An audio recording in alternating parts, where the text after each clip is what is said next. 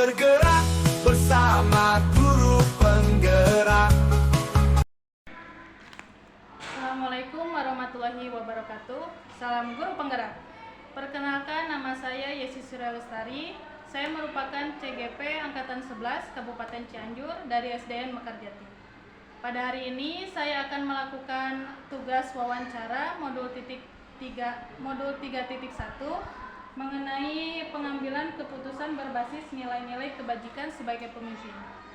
Nah, hari ini saya akan mewawancarai salah satu kepala sekolah yang berada di Kecamatan Bojong Picung bersama Ibu Rita. Beliau merupakan kepala sekolah dari SDN Bina Karya di Kecamatan Bojong Picung. Assalamualaikum warahmatullahi wabarakatuh, Ibu. Waalaikumsalam. Gimana kabarnya, Bu? Alhamdulillah baik. Alhamdulillah, terima kasih atas kesempatannya. Ibu sudah meluangkan waktu untuk saya sehingga saya bisa melaksanakan wawancara untuk memenuhi tugas di modul 3.1 ini. Bu, untuk kali ini, wawancara kita kali ini itu bertema mengenai pengambilan keputusan berbasis nilai-nilai kebajikan sebagai pemimpin. Mudah-mudahan Bu selaku kepala sekolah di SDN Bina Karya ini bisa berbagi ilmu dan pengalaman kepada saya khususnya mengenai bagaimana sih pengambilan keputusan yang berbasis nilai-nilai kebajikan. Mungkin kita dimulai saja, Ibu, ya. Selama ini, bagaimana Ibu dapat mengidentifikasi kasus-kasus yang merupakan dilema etika atau bujukan moral? Untuk itu saya biasanya dari kasus yang ada dapat dibedakan menjadi dua, yaitu antara lain dilema etika dan bujukan moral. Ya, yang termasuk ke dalam dilema etika itu yang berdasar atas benar PS benar, dan bujukan moral yaitu berdasar pada benar PS salah atau benar lawan salah. Ya, baik. Lalu pertanyaan kedua, Bu, selama ini bagaimana sih Ibu selaku kepala sekolah menjalankan pengambilan keputusan di sekolah yang Ibu pimpin sekarang, terutama untuk kasus-kasus di mana ada dua kepentingan yang sama-sama benar atau mungkin sama-sama mengandung nilai kebajikan? Untuk selama ini dalam pengambilan keputusan dalam kasus yang terdapat dua kepentingan yang sama benar didasarkan pada rasa peduli, kasih sayang, dan memikirkan dampak jangka pendek dan jangka panjangnya. Seperti itu ya, Bu, ya. Lalu pertanyaan yang selanjutnya yaitu langkah-langkah atau prosedur seperti apa sih yang biasa Ibu lakukan selama ini di sekolah untuk pengambilan keputusan? Baik, langkah atau prosedur dalam pengambilan keputusan yang dilakukan selama ini adalah dengan cara melakukan analisa kasus, melihat siapa saja yang terlibat, lalu nilai apa saja yang bertentangan data dan fakta yang mendukung, serta melakukan uji kebenaran atau salah. Seperti itu ya, Bu, ya. Lalu pertanyaan selanjutnya yaitu hal-hal apa saja sih yang selama ini Ibu anggap efektif dalam pengambilan keputusan pada kasus-kasus dilema etika? Baik. Untuk hal ini saya mengenali bahwa ada nilai-nilai yang saling bertentangan dalam situasi ini, menentukan siapa yang terlibat dalam situasi ini, lalu mengumpulkan fakta-fakta yang relevan dengan situasi ini, dan pengajuan benar atau salah, pengajuan paradigma benar lawan benar.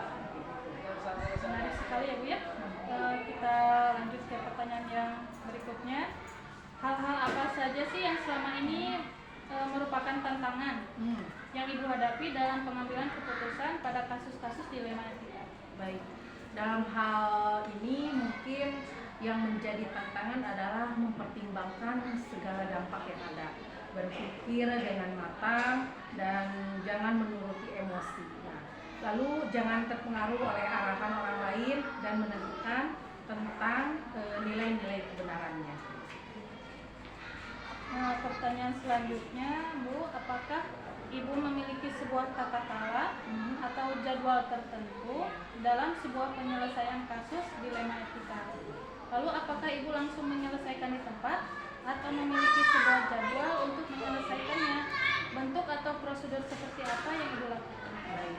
Untuk kasus dilema etika yang bersifat ringan biasanya langsung diselesaikan saat itu juga. Tetapi kalau masalah yang lebih besar diperlukan jadwal tertentu untuk menyelesaikannya sesuai dengan prosedur. Jadi Biasanya tidak seperti itu. Jadi tidak dalam waktu yang sama. Tidak, karena melihat dulu apa permasalahannya di sini. Kalau emang berat harus ada jadwal atau prosedur ya. Menurut prosedur seperti itu. Jika emang masalahnya ringan bisa diselesaikan sekarang juga, itu pasti diselesaikan sekarang juga. Biasanya kalau yang ringan-ringan diselesaikan langsung. Lalu adakah seseorang atau faktor apa saja yang selama ini mempermudah atau membantu Ibu dalam pengambilan keputusan dalam kasus-kasus dalam dilema etika ini? Iya, adanya guru-guru yang berperan aktif di sekolah yang memberikan wawasan dan pengetahuan baru sehubungan dengan prosedur pengambilan keputusan dalam menghadapi dilema etika tersebut. Lalu yang terakhir, Bu, dari semua hal yang telah disampaikan, pembelajaran apa yang dapat Ibu petik dari pengalaman Ibu sendiri mengambil keputusan dilema etika? Nah, dalam hal ini saya pasti menentukan pengambilan keputusan yang dilakukan dengan mempertimbangkan paradigma dan proses berpikir dalam dilema etika. Yang selanjutnya dilakukan pengujian menggunakan langkah-langkah sistematis sesuai pandangan Ki Hajar Dewantara, yaitu murid akan merasakan kebahagiaan setinggi-tingginya setelah melaksanakan proses pembelajaran atau saat ini kita menyebutnya sebagai merdeka belajar. Itu mungkin, Bu. Baik, terima kasih sekali Ibu atas jawabannya, bisa berbagi ilmu, berbagi pengalaman dalam pengambilan keputusan ini di dalam sekolah yang Ibu pimpin. Semoga jawaban-jawaban yang Ibu sampaikan kepada saya bisa bermanfaat khususnya untuk saya pribadi dan bisa untuk masyarakat lebih luas. Sekali lagi ya mohon haturkan terima kasih Sama-sama. ya, hatur nuhun telah meluangkan waktunya untuk Iya. saya. Mudah-mudahan lain waktu bisa bertemu lagi. Iya, amin. Assalamualaikum warahmatullahi wabarakatuh. Waalaikumsalam. Salam guru penggerak. Assalamualaikum warahmatullahi wabarakatuh. Perkenalkan, nama saya Yesi Sudah Lestari. Saya merupakan CGP Angkatan 11 dari Kabupaten Cianjur, bertempat di SD Negeri Mekarjati. Pada kesempatan kali ini, saya akan mewawancarai kepala sekolah dari tempat saya mengajar, yaitu SD Mekarjati, untuk mewawancarai mengenai tema pengambilan keputusan berbasis nilai-nilai kebijakan sebagai pemimpin. Bersama Bapak Dedi Lukman, mari kita simak wawancaranya. Perkenalkan, nama saya Dedi Lukman. SD yang saya tempati adalah SD Mekarjati yang berada di Desa Jati di Kecamatan Bedung Picung. Terima kasih Bapak atas waktunya. Saya di sini akan melakukan wawancara kepada Bapak mengenai pengambilan keputusan berbasis nilai-nilai kebajikan sebagai pemimpin. Mungkin langsung saja ya Pak ya? Ya boleh, silakan. Pertanyaan yang pertama, selama ini bagaimana Bapak dapat mengidentifikasi kasus-kasus yang merupakan dilema etika atau bujukan moral? Begini ya Bu, biasanya jika ada dilema atau etika masalah yang timbul atau konflik yang timbul di sekolah kami, yaitu di sekolah SD Mekarjati, seperti ada murid yang berkelahi atau hal-hal lain yang sifatnya sepele, itu akan datang meskipun permasalahannya kecil. Contohnya yaitu mengejek orang tua atau menyebut nama orang tua atau apa saja. Nah, hal itu akan datang atau datang terlambat ke sekolah Terus hal lainnya yaitu mungkin permasalahan yang ada di sekolah kami. Ya. Lalu selama ini bagaimana Bapak menjalankan pengambilan keputusan di sekolah yang Bapak pimpin? Terutama untuk kasus-kasus di mana ada dua kepentingan yang sama-sama benar atau sama-sama mengandung nilai kebajikan. Oh, mungkin permasalahan seperti itu. Biasanya yang pertama, permasalahan yang pertama biasanya saya akan mengajak seluruh personil atau mengajak guru-guru yang ada di sekolah kami untuk berdiskusi atau bertukar pengalaman untuk mempertimbangkan semua sisi dari masalah atau dampaknya sebelum memutuskan hasil dari masalah tersebut, Bu. Terus selanjutnya kami berusaha untuk mencari kesepakatan di antara kesepakatan dengan guru-guru atau dengan semua personil di sekolah kami untuk bersama yang bisa diterima oleh semua pihak. Itu mungkin salah satunya. Lalu langkah-langkah atau prosedur seperti apa yang biasanya Bapak lakukan selama ini dalam pengambilan keputusan tersebut? Langkah-langkahnya itu kalau nggak salah itu ada yang saya ingat itu ada 6 langkah, Bu. Ya. Salah satunya yaitu yang pertama langkah yang pertama adalah yang sering saya lakukan di sekolah kami adalah mengumpulkan informasi terkait masalah tersebut. Itu yang pertama. Kemudian yang kedua adalah mengidentifikasi nilai-nilai yang bertentangan. Terus yang ketiga mempertimbangkan dampak dari keputusan yang akan diambil untuk semua orang. Yang keempat mendiskusikannya dengan guru-guru kami. Terus yang kelima mengambil keputusan. Jadi tidak hanya mengambil keputusan, tapi sebelum mengambil keputusan itu tentunya kami berdasarkan hasil dari analisis atau analisa permasalahan yang muncul tadi. Yang keenam yaitu membuat rencana untuk melaksanakan keputusan tersebut. Jadi Itu ada mungkin 6 langkah ya, iya, Pak? 6 langkah itu biasa itu.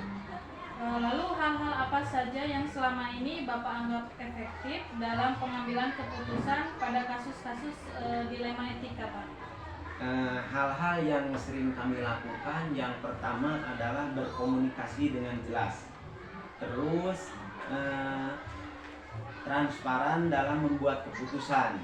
Artinya tidak ada yang disembunyikan, terus tidak ada yang dimanipulatif atau tidak ada yang ditambah atau dikurangi. Jadi transparan sesuai dengan apa yang terjadi dengan permasalahan tersebut.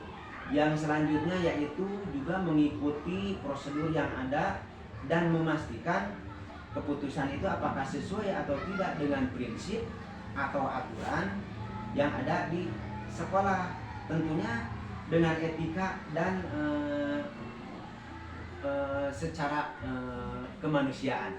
Mungkin itu, Bu, yang sering saya lakukan di sini. Lalu hal-hal apa saja yang selama ini merupakan tantangan dalam pengambilan keputusan pada kasus-kasus dilema etika yang Bapak hadapi? Nah, biasanya tantangannya itu saya selalu punya tantangannya itu biasa termasuk ada konflik di antara pihak-pihak yang terlibat, terkena dari luar, ketidakpastian yang memilih keputusan yang kurang tepat. Kadang-kadang sulit untuk membuat keputusan yang diterima oleh semua pihak. Mungkin itu. Baik, Pak. Lalu apakah Bapak memiliki sebuah tata cara atau jadwal tertentu dalam sebuah penyelesaian kasus dilema etika? Lalu apakah Bapak langsung menyelesaikan di tempat atau memiliki sebuah jadwal untuk menyelesaikannya? Bentuk atau prosedur seperti apa yang Bapak jalankan? Mengenai permasalahan tersebut tergantung permasalahan yang dialami di sekolah kami. Jika memang permasalahannya ringan, maka permasalahan tersebut akan kami selesaikan secepat mungkin dengan kehati-hatian dalam mengambil langkah itu. Yang pertama. Yang kedua, saya membuat rencana untuk memberikan tenggat waktu untuk setiap langkah, tetap fleksibel.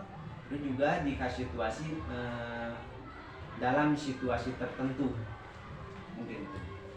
Pak, pertanyaannya selanjutnya, adakah seseorang atau faktor-faktor apa yang selama ini mempermudah atau membantu Bapak selaku kepala sekolah di SDN Mekarjati dalam pengambilan keputusan kasus-kasus dilema etika?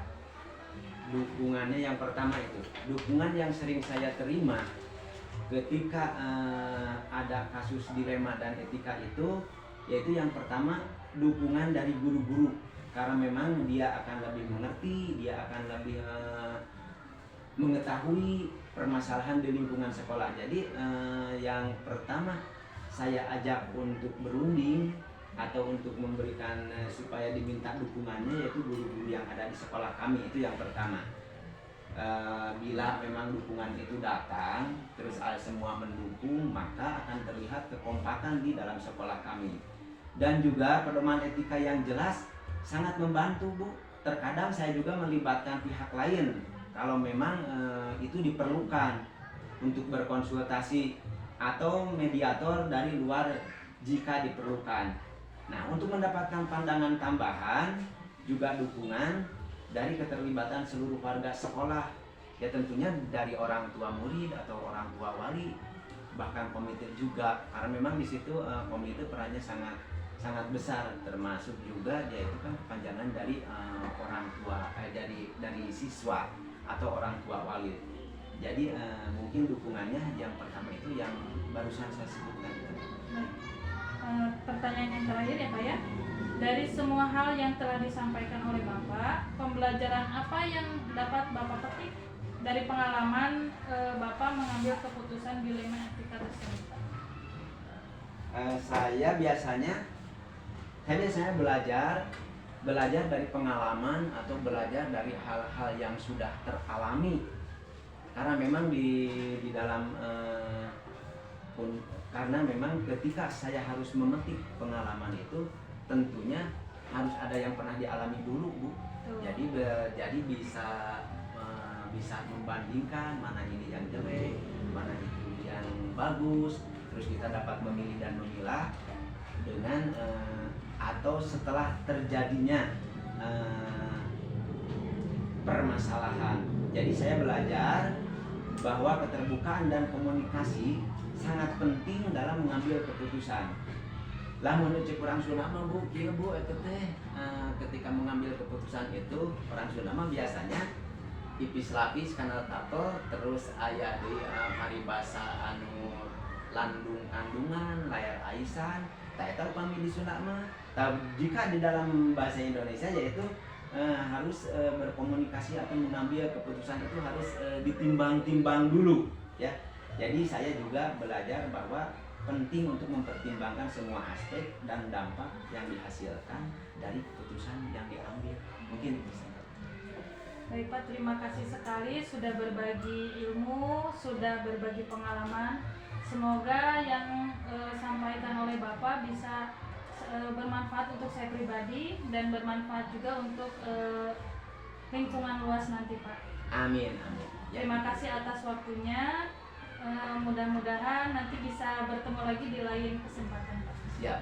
Jika memang itu Ibu sewaktu-waktu membutuhkan, memang ada tambahan dari kegiatan yang Ibu lakukan selama ini, masih dibutuhkan tenaga saya siap untuk membantu. Ya. Terima kasih sekali Bapak. Hatur nuhun. Wassalamualaikum warahmatullahi wabarakatuh. Waalaikumsalam warahmatullahi taala wabarakatuh.